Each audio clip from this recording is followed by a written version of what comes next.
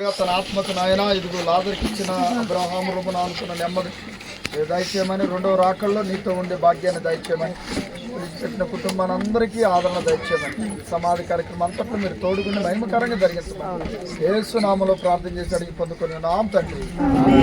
బాప్తిసం తీసుకుంది, మరి ప్రభులో నిద్రించింది, నిజముగా గొప్ప ధన్యురాలని లేఖనాలు సెలవిస్తున్నాయి. ప్రార్థన చేసుకుందాం.